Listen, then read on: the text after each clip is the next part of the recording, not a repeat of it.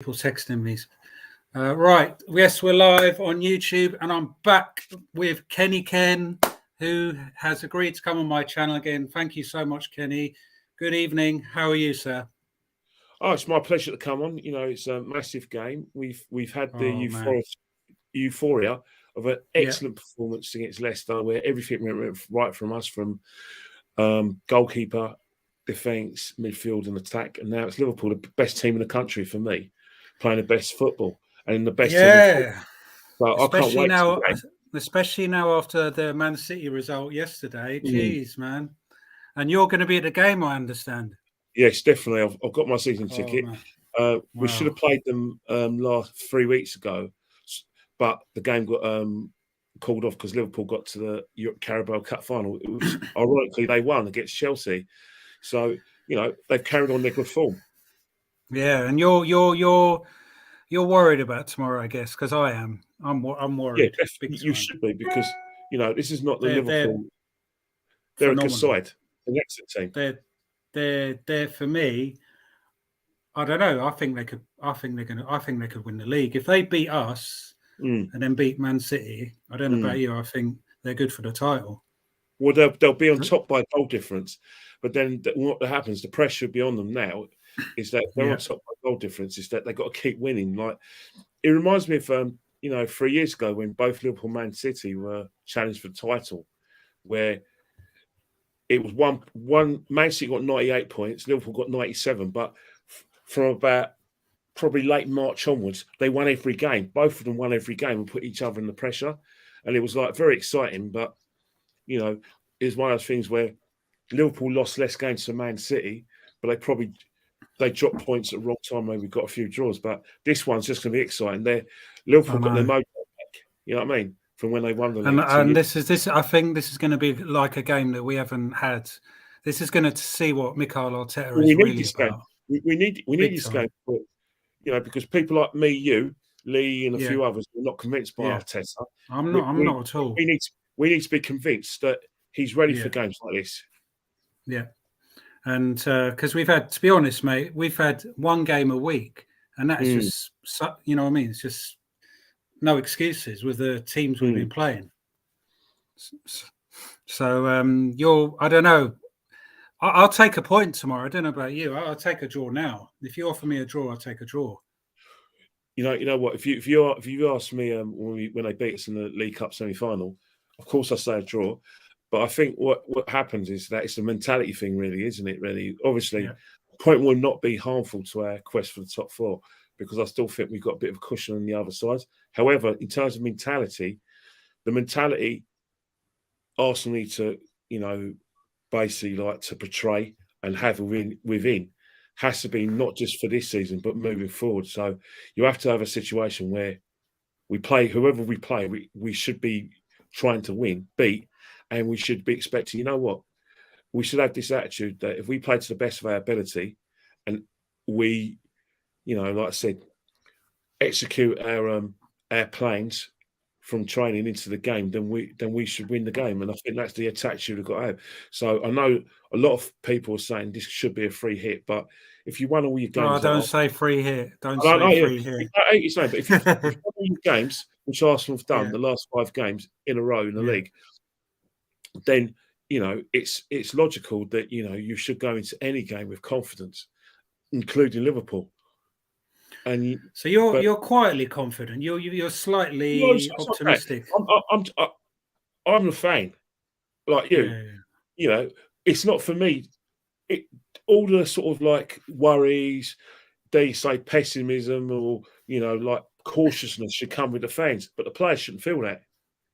They should respect Liverpool, and that they should obviously make themselves difficult to beat and take any chances that are on offer, because Liverpool do have a high line. And that's one of the things. This is going to see what his tactics are like. Because his tactics are out there anyway. You think about Liverpool, right? Yeah. Liverpool, right? Whenever they play, they have a high line, so they're going to have like it could either be Canute, Matip, alongside Van Dijk.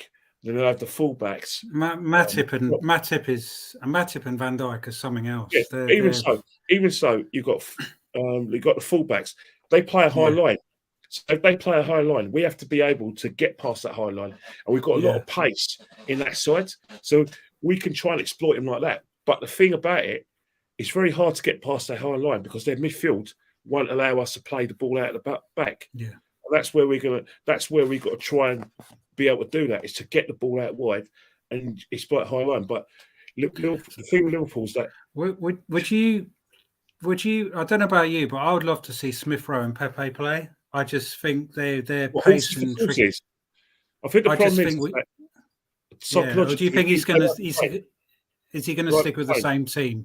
Is he going to stick with the same? Do you blame him though? Do you blame him after the way he played on Sunday? Yeah, because it's a hard one. Because it's hard because Pepe, I don't know about you, I'm a massive fan of him, and I think he's just been treated appallingly.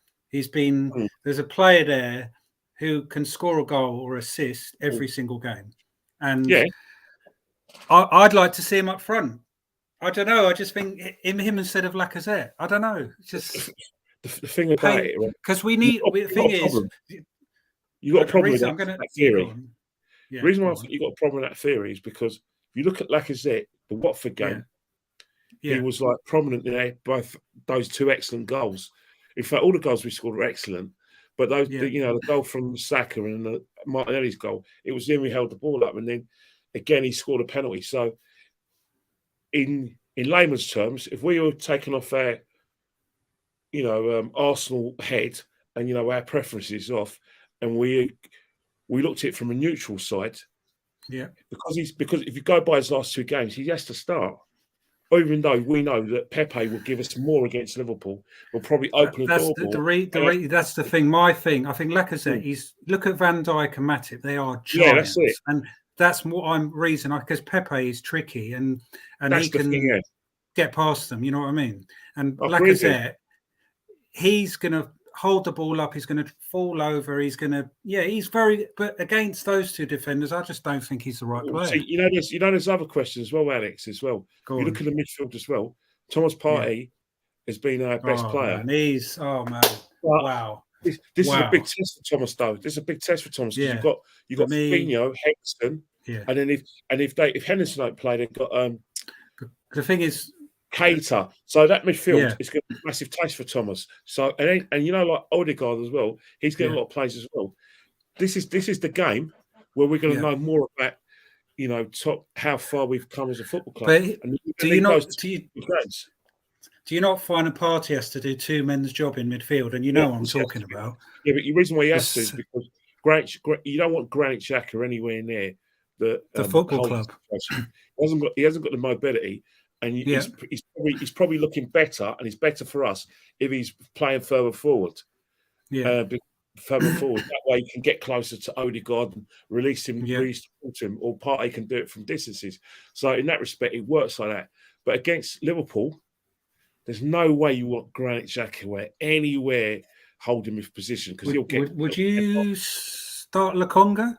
Or the thing is, our options are so limited. That's the problem. Well, that's the thing. That's the thing, Alex. When everyone talks about how well Arsenal are playing and how many wins they've got, what people don't realise is that if Partey gets injured, that's it. If Partey gets injured, at least if Saka and Gabriel Martinelli get injured, at least you can say, well, we can put Smith Rowe and Pepe. But if Thomas Partey gets, that's it. Game over. We won't be able to win our platforms to win big matches or win matches without him on the side. He's our best player. Forget about Odegaard. I agree. What do you like about him? What do you like about him? Well, you think about it, right? Is that the formula that you saw at Atletico Madrid when he was playing these big competitions for them. He was amazing. Yeah, but this is what you're seeing now. Ever since he's come back from Africa, and even before he went to the African Cup of Nations, he's even getting shots on target from distance now. Yeah, but it's more than that. It's not from Rose Ed. It's the intelligent way he plays. He protects the back four. He can get into the midfield, and sometimes he can get when he gets closer to our forwards, he can play that pass. He can make those runs into the box and get into goal scoring positions. So this is the form that we were seeing in Spain. He's our best player, mate. If anything, Arsenal should build a side around him. Just as much. Odegaard. I agree. I think Odegaard. I'm still yet. I know this sounds strange, but I'm still Odegaard yet don't to play be well. convinced. Thomas Partey's not in the team. Odegaard don't play well. Sorry, but that's a fact.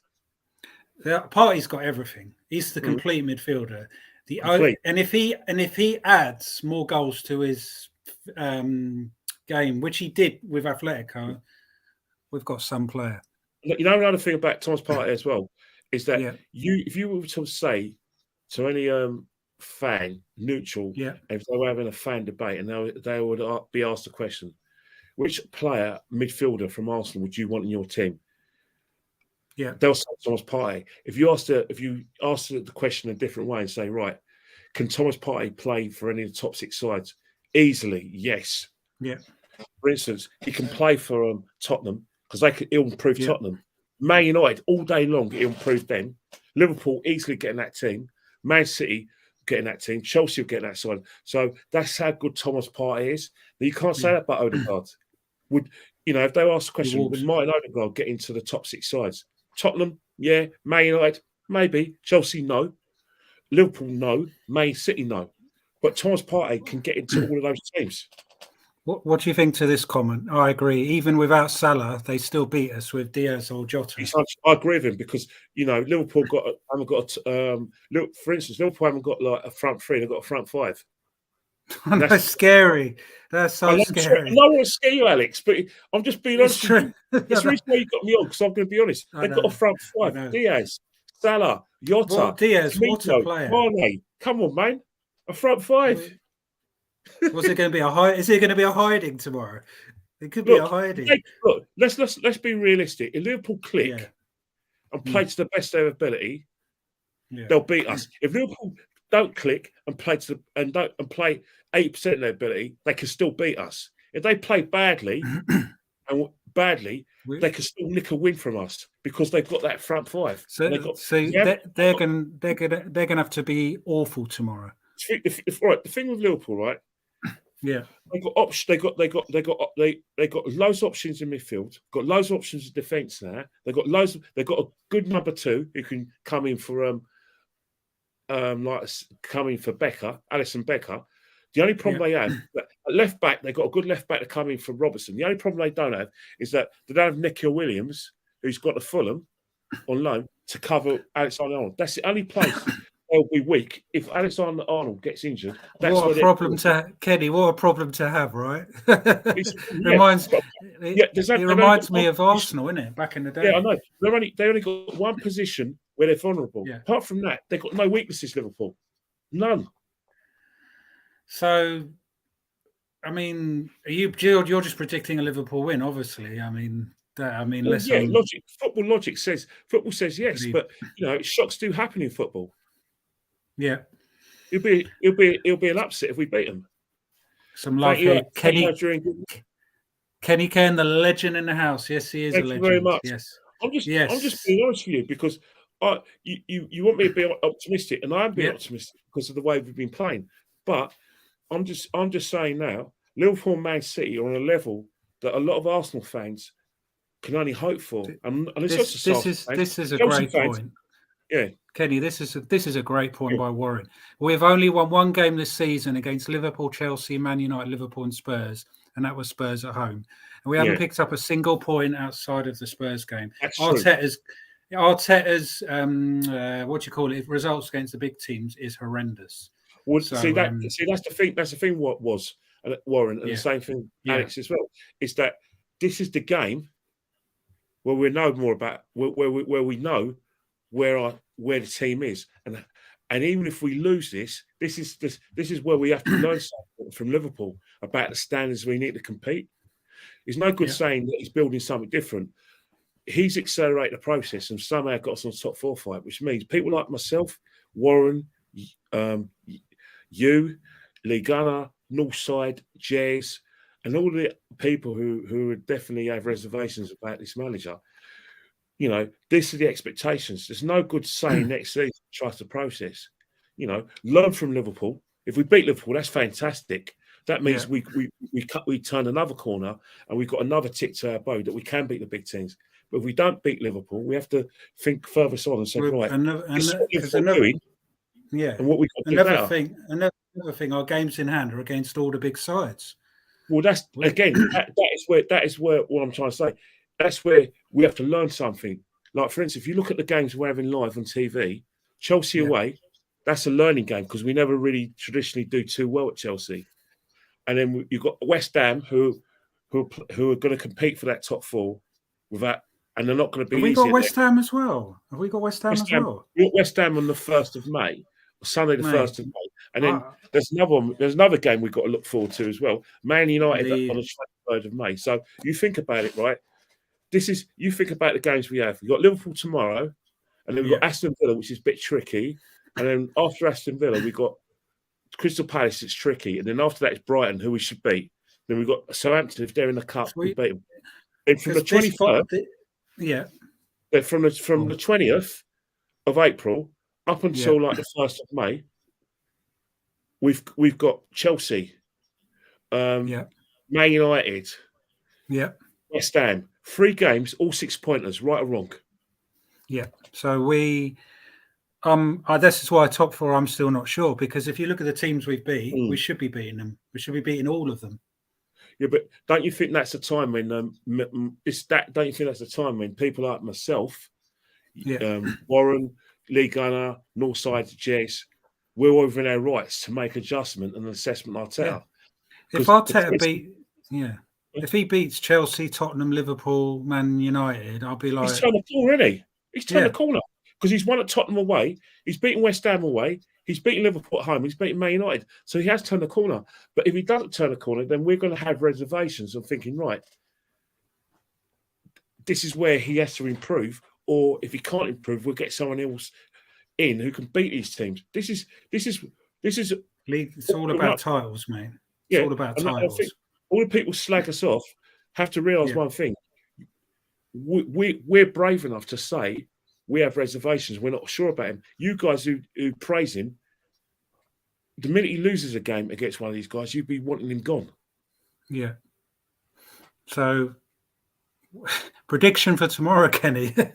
Like, what are you thinking? Because me, I think it's going to go. I think it's going to be either 2-1 Liverpool, 3-1 Liverpool. They're too strong for us. But one thing is, I'm going 2-2.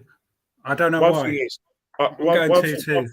One thing I would say, I wouldn't be surprised if it's a draw. But one thing I would ask about Arsenal is that losing hurts, but it'll hurt a lot more if you just let Liverpool come and beat you up tomorrow. You know, show a bit of balls. Don't be scared of them. Because I'll tell you one thing, right? They have to beat us tomorrow. The pressure's They're going to be so up for it. They're going to be so up for it. Yeah, but it's going to be different kind of pressure. Our pressure is that the limelight is now shining brightly on Arsenal. Everyone thinks we're going to get top 4. Everyone's praising Arsenal. So the pressure is that people who are not too sure about Arsenal and forget about Arteta, and they're going to say, right, what are they going to do against Liverpool? So the pressure's equally on us. Yeah.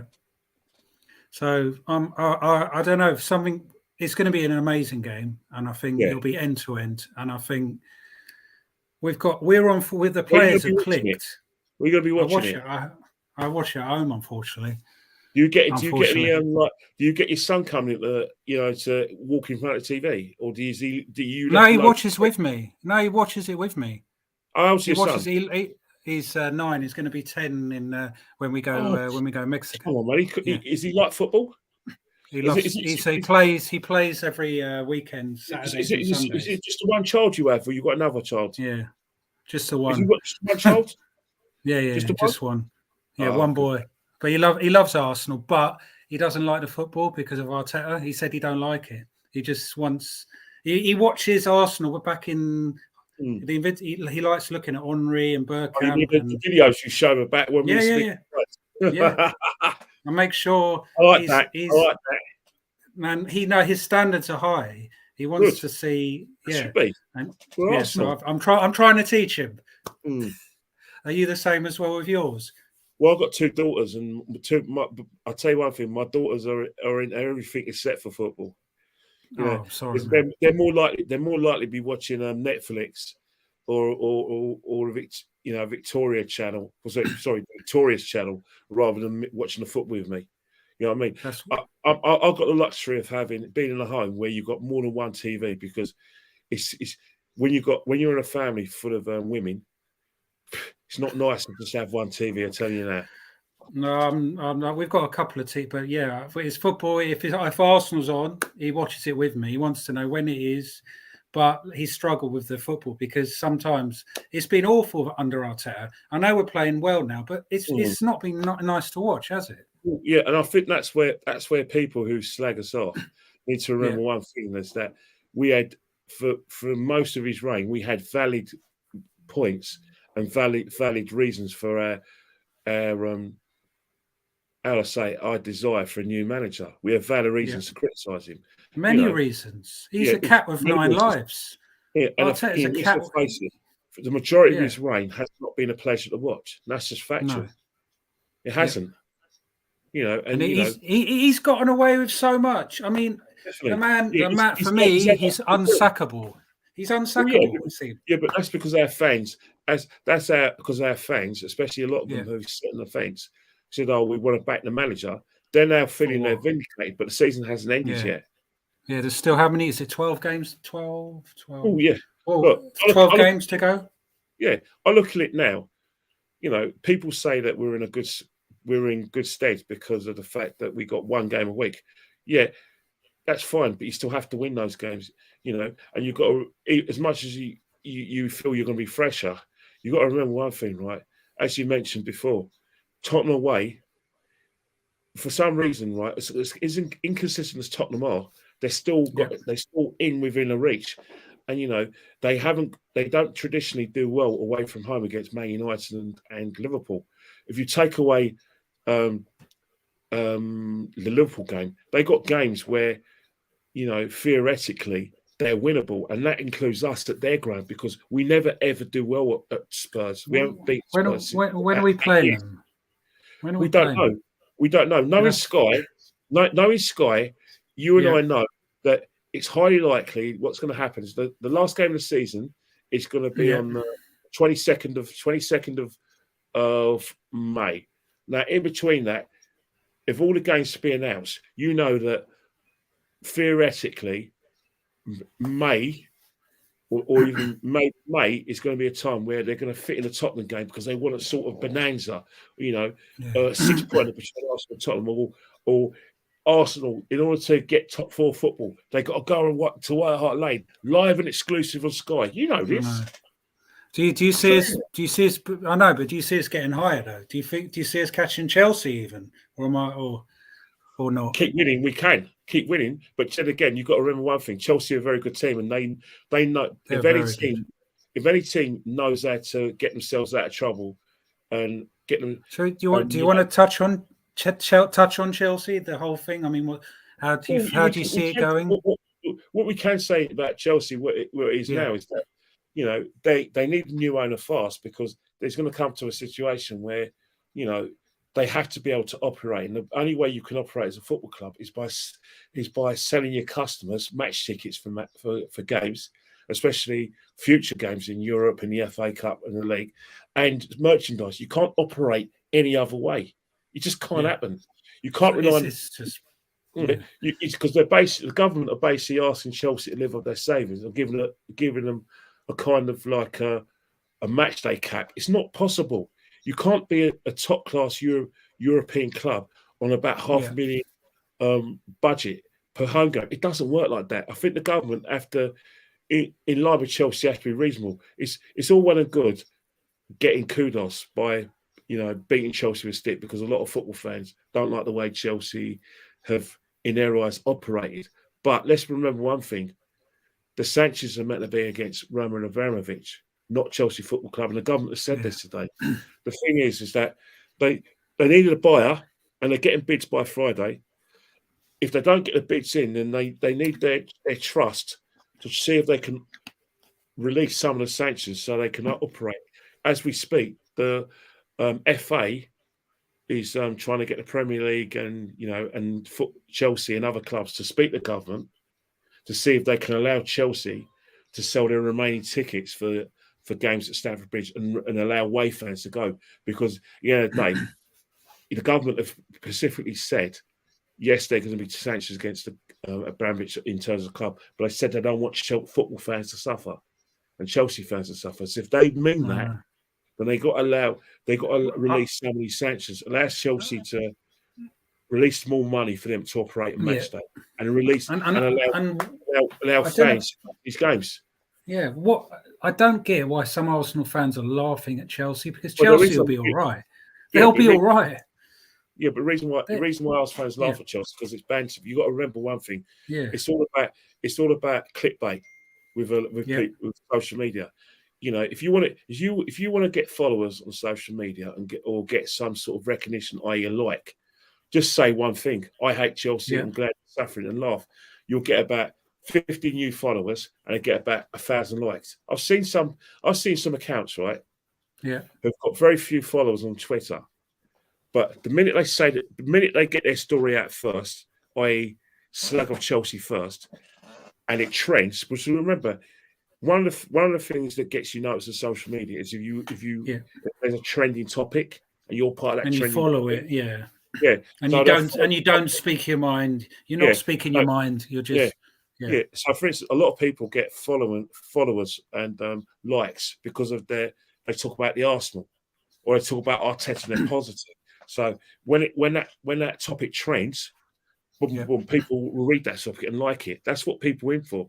But a lot of people nowadays want to see being a football fan as profitable. And so you see Chelsea, they'll be all right. You think they'll get 100% be all right. All right. Logic says, right, they're the World Club champions, they're the European champions, the European exactly. They're in West London. They're in West London, a borough on the border of Kensington and Chelsea, where cars are worth £1 million. They're in a prime location. I mean, who will not want to buy Chelsea? They'll be, and who's to say that they're not going to be even better? That's the thing. Yeah. I don't see anyone stop if they get an Saudi Arabian consortium or some Abu Dhabi. As far as I know, they're not on a banned list for fit and proper ownership tests. All UAS approve is that they can operate the club and that people won't lose their jobs at Chelsea. Because at the moment, I've got in good authority that people have already been told at Chelsea they're being laid off because of the sanctions. So really, that's one of the reasons why I'm against. So even in the club shop, they can't operate. People have been laid off at a club, and like stewards, they've secondary companies are going to be laid off. The thing about these sanctions, people don't realise is that it affects people's jobs, businesses, because people who rely on match day, people who print programs. You can't sell match programs at Chelsea. Exactly. So you can't sell any transactions. So basically, people are out of work. People's businesses are affected. So the government have to realise one thing, right, is that by all means sanction Abramovich, but make sure, in the interest of the good of football, that you get an owner in, which means, because the reason why I'm against this is because first it's going to be Chelsea, and what about other clubs? What about our club? What about our club? Yeah, what if Arsenal had Usmanov, and he's been sanctioned? That would have been us. And I wouldn't want that for Arsenal. So why do I want that for Chelsea? Exactly. You're a football man. You want competition, and you want people. I want to beat Chelsea on the pitch, Alex. I do not not want off the pitch like this. I don't care what anyone says. You clickbait merchants on Arsenal at the Arsenal. Do what you have to do. I respect what you're doing because it's banter and it's fan rivalry. I get it, but I don't want to partake in that because I don't like the thought of people not being able to pay their mortgages or their rents or having their lives affected because of they work for Chelsea. Now, let's get it right. Some people work at Chelsea in the club shop. I'm probably not Chelsea supporters. They're probably not fans. Yet, because of Chelsea, they're going to, and the sanctions, they're going to not be able to feed their families. Which is wrong. Completely wrong. You know what I mean? That's what I'm against. Yeah. So we're lucky. We're lucky. We have to count our blessings. Yeah, Seriously. but football fans can remember one thing, right? Yeah. This could be the start of football, regulation of how football operates in this country. So do you think that when owners come in now, they're going to be scrutinised way more? 100%. Well, I'm not saying it's going to happen, but if the opportunity for that to have like scrutiny of the new owners, like fit and proper persons test, is there now. The genie's out the bottle, which means there's an opportunity for regulation of all of how the games run, and it's got and an opportunity to regulate or scrutinise, as you say, these prospective owners. For instance, they're talking about executions in Saudi Arabia, a Saudi Arabian consortium on Newcastle. Eddie Howe's been asked questions about it. What happens if there's sanctions against Saudi Arabian clubs or sanctions against, state-owned states, Arab states owning clubs? What is going to be Chelsea, Man City next, and Newcastle, which means every football club that has an ambition of wanting to dominate football won't have that ambition because they're trying to force every football club to be self-sustaining. That is what they're trying to do. Gary Neville is one of their poster boy for this. So what I'm trying to say right now, laugh all you like, but just remember one thing, right? Once the government get involved in football and start pushing it towards self-sustaining, a lot of the big clubs ain't going to like it. You could, as much as you want to level playing field, let's not forget, Arsenal and Man United used to dominate football before Chelsea came along, and how much do you miss that, Kenny? Exactly, but they used to do what Chelsea did. They used to poach players Arsenal poached players from Spain, from France and other European countries. Man United poached the best players from England. So they were doing it for Chelsea. Only Chelsea had more money, and they were able to do that. No team could dominate forever. So there's swings and roundabouts. You know what I mean? So Man United have had their time. Chelsea maybe they've had their time. Who knows? But I don't think so. But now it's Man City and Liverpool's time. Yeah, but the thing is, you can dominate forever. The reason why teams don't dominate forever is because off the pitch they're complacent. Like for instance, Man United, when they dominated, they had Fergie's fledglings, young players coming through. Arsenal had young players coming through under George Graham and towards the extent of Wenger. But Chelsea, Man City, they've made sure they've put things into place where they have the best academies and they have the best people behind the scenes who are basically like the transfer operator, the contract negotiator, the director of football, who are the best in their business because Man City shall pay the best. So these are areas where they can still dominate if they don't touch it. If they let it rot like Arsenal, Man United do, then yes, there will be cycles when they do it. Yeah, Kenny, this is your joke. What? Pig do karate because he was a pork. He was a pork chop. Yeah. yes, Taib, a pork chop. Exactly. Love I like that. Love it. Big up to you. And just guys, if you can hit that like button and subscribe if you're new, follow Kenny on Insta. Is it? Yeah, go on. Football fans need to be careful what they wish for. You can always ask for government intervention, but once the government gets involved, you may not like what they're doing. I lose up, and that's the biggest worry I have about the whole situation. Another thing as well, before we wrap up, because we've got to wrap up now. Just remember you're looking forward to the game. But just remember, a year ago, a lot of people were saying football and politics shouldn't mix. This year, football and politics mix, and they're all right with it. Let me just tell you one thing: football and politics have always mixed. Don't fight it. Be consistent with it. Don't say it's a bad thing when it don't suit you, but it's all right when it suits you. Yeah. So for me, I don't know. It's worrying, but football will always be around, Kenny, won't it? Football's always going to be around. Clubs are always going to go. Clubs are always going to be in danger of going in administration. Clubs are always going to get dot points. Football clubs are always going to spend beyond their means because fans want success. I don't know. So are you a bit worried about the future of Arsenal? Or? Well, the future of Arsenal is that we're always vulnerable to any owner because simple reason is that, you know, when we have American owners, they run the club as part of their portfolio and love the self-sustaining model. But, you know, if the Kroenkes ever sold, and I think they will sell if we ever get into the European Super League, we could be sold to anyone. It's you know, they don't love. I don't think they love Arsenal the way Abramovich loved Chelsea. I'm not convinced they did. Yeah, I agree. That's one good thing about Abramovich. He loved Chelsea 100%. The way he run it, everything, we can't say nothing. So, yeah, let's see what happens. But tomorrow's game, you're going what 2-1 Liverpool? I said 2-1 or 3-1, but I'm there to be proven wrong, and I'll be ecstatic if I'm wrong, just like you'll be if we win. I'm going 2-2 for some stupid reason. I'm going 2-2. Well, Liverpool play the high line. They will score goals. They last time they haven't scored a goal was probably in the league was against Leicester. They're scoring tomorrow, 100%. Well, you know that they got the front five, innit?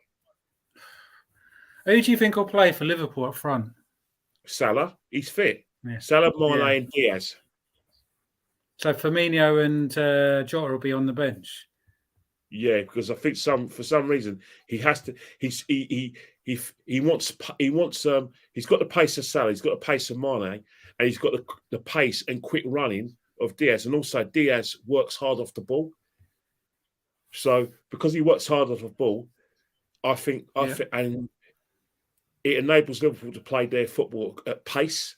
They for instance, they can either play quick passes, quick crossfield passes, or play the long ball because of the diagonal long ball because they got a lot of pace in that side. So I'm not saying Firmino is a different kind of player, but he hasn't got the pace.